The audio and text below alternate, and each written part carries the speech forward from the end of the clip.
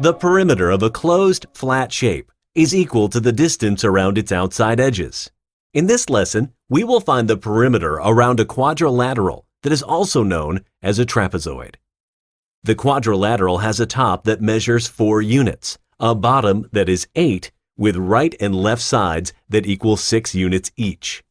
We use the term unit when we do not know the type of measurement being used. Some common examples of units are centimeters, inches, and feet.